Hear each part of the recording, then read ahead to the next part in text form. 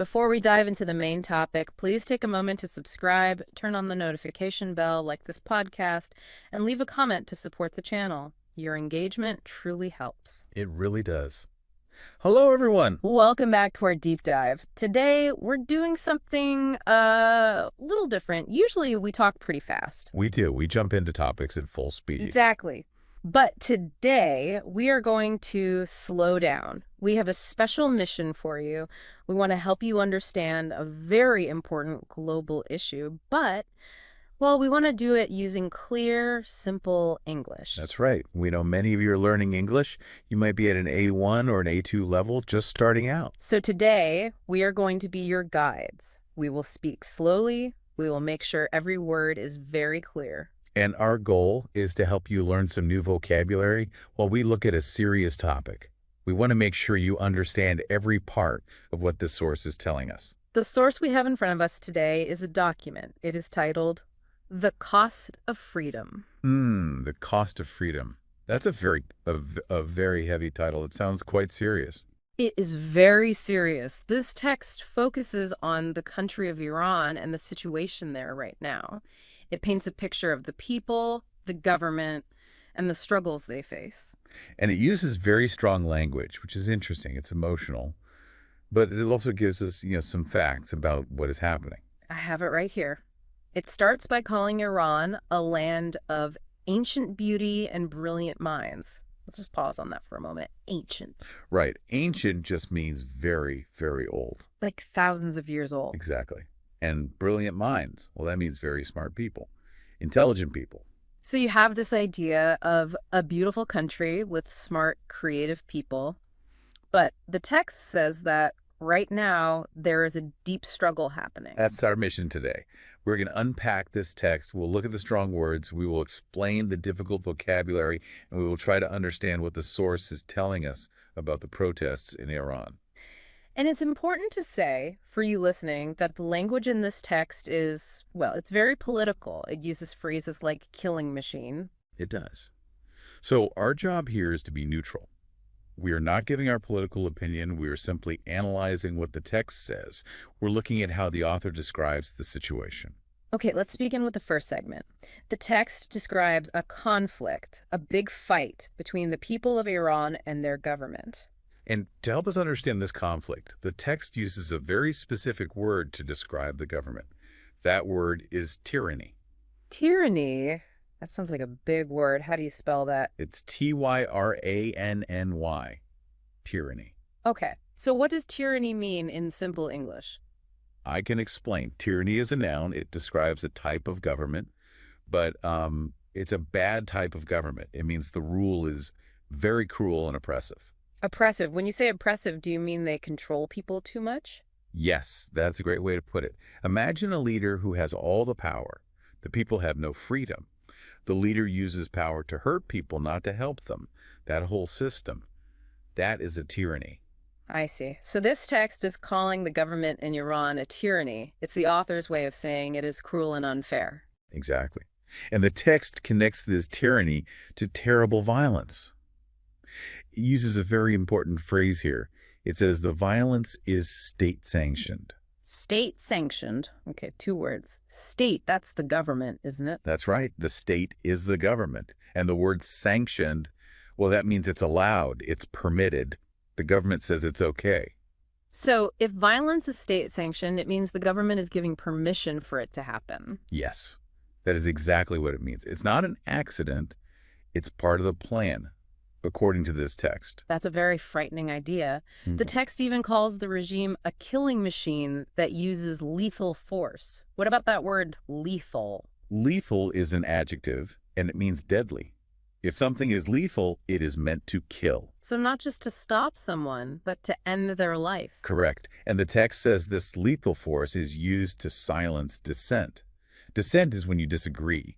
Yes, when you say, no, I don't agree with this. Exactly. And the text argues that in this tyranny, if you show dissent, you face state-sanctioned lethal force. The document also mentions where this is happening. It lists Tehran, Kurdistan, Sistan, Baluchistan. Right. And by listing different parts of Iran, The author is trying to show that this is a widespread problem that's happening all over the country. For me, the saddest part is when it talks about who is being hurt. It says young men and women. It does. It really focuses on the youth. It Yeah. says their only crime was dreaming of a normal life. So just wanting a normal life is treated like a crime, according to this source. Yes. And the punishment is arrest or even death. Mm. The text says they are killed in cold blood. That phrase means the killing is done without any emotion. It's calculated.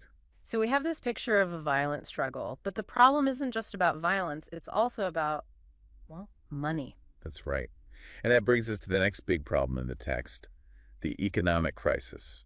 The source argues that for many people, just surviving day to day is a battle. And it uses a very specific economic word here, hyperinflation. Hyperinflation. It's a long word, but we can break it down. Let's look at the second part first. Inflation. Inflation. That's when prices go up over time, right? A little bit each year. Correct. That's normal inflation. Now, what about the first part? Hyper.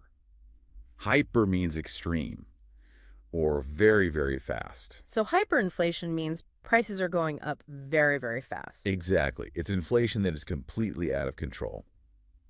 Imagine you buy bread in the morning for $1. By the afternoon, it costs $2. Wow. If prices change that quickly, then money becomes sort of worthless. That's what the text says. Yes. It says the Iranian rial, which is their money, is now nearly worthless. But why? Iran has resources, doesn't it? Like oil. It does. It's a rich country in many ways. But the text uses another key vocabulary word to explain the problem. It says the regime continues to squander these resources. Squander. Squander. What does it mean to squander something? To squander means to waste something, but it's a specific kind of waste. It means to waste it foolishly, recklessly. So you could squander your money on silly things. Yes, or you could squander your time. If you have an important exam but you play games all day, you squander your time. I see. So the text is arguing the government has wealth, but it wastes it. It squanders it. Precisely. The text asks where the money goes. It says it does not go to schools or hospitals. Instead, the source says it goes to regional conflicts, to propaganda. And to the pockets of a corrupt elite, which means, the rich and powerful people keep the money for themselves. And because of all that, the text says simple grocery shopping has become a daily battle for survival. Just think about that. Buying food should be simple. But with hyperinflation, it becomes a battle, a fight just to eat. It's a terrible situation. You have violence in the streets and your money is worthless.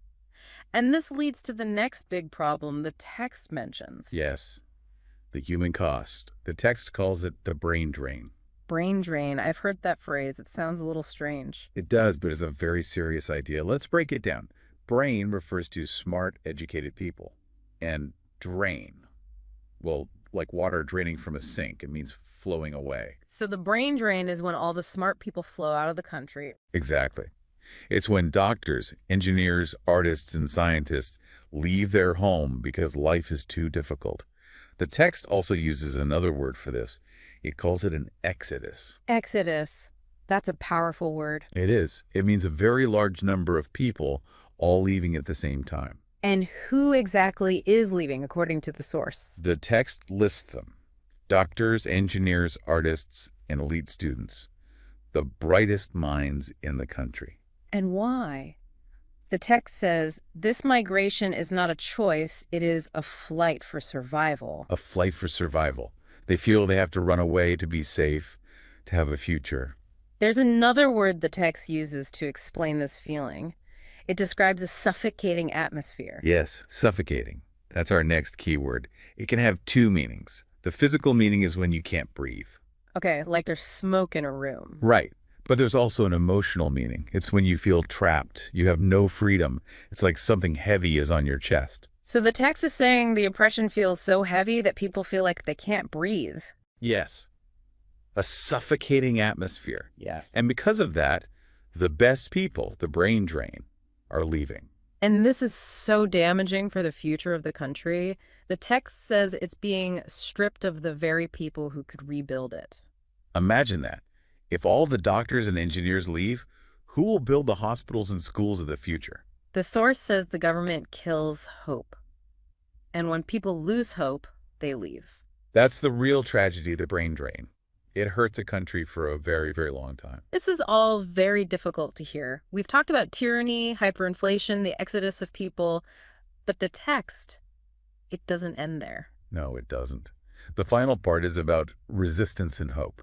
It says that even with all of this, the people are strong. It uses the word intimidated. Right. To be intimidated means you are frightened into not doing something.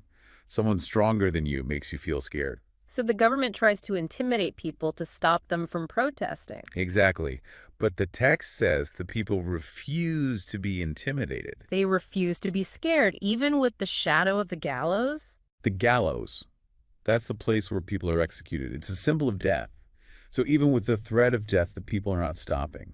And this brings us to another beautiful word in the text, fortitude. Fortitude. Fortitude. It means courage, but it's a special kind of courage. How is it different from just being brave? Fortitude is courage when you are in pain. It's strength when things are very, very hard, when you are suffering, but you keep going. That is fortitude. And the text says the people are showing the world what fortitude really means. It uses a very strong image. It says they are standing barehanded. Barehanded, meaning with no Oh, weapons. yes, they are standing barehanded against an armed and merciless regime. The people have nothing, but they still stand up. That's an incredible image of fortitude. And what do they want? It's not just about lower prices. No, the text says it's a demand for an end to the murderous system. They want freedom. Exactly, and the text ends with a call to action. It asks the world to recognize this fight. It says it's a fight for the soul of humanity. That's a very big idea. It means this fight is important for all of us, no matter where we live. So let's just recap our journey through this text. We started with tyranny, a cruel government, Yeah. and state-sanctioned violence. And the economy. We've learned about hyperinflation and what it means to squander resources. We talked about the human cost, the exodus or brain drain, and that suffocating feeling of oppression. And we ended with hope, not being intimidated, and showing fortitude. This document, The Cost of Freedom, definitely paints a vivid picture. A very dark time, but also a time of great courage. It does. Very strong people. Now, before we finish, we always like to leave you with a final thought. Yes, something for you to think about. The text says, "Thirst for liberty is a fire that no amount of blood can extinguish." It's beautiful. But I have a more practical question for you, based on what we learned. What's the question? Well, we talked about the brain drain. We know that a country's smartest and best educated people are leaving. So my question is this. When a government drives away its brilliant minds, how long does it take for a nation to recover? That's a very deep question. Even if they achieve freedom tomorrow, those people are gone. Exactly. You can rebuild a building in a year. But how long does it take to rebuild a generation of doctors and engineers? That's a cost of freedom that can last for a very long time. Something to really think about. Thank you for listening to this special deep dive. We hope this helped you understand the situation in Iran and maybe learn some new English vocabulary too. We hope to see you next time. Thanks for watching. Please don't forget to subscribe, turn on the notification bell, like, and leave a comment to support the channel.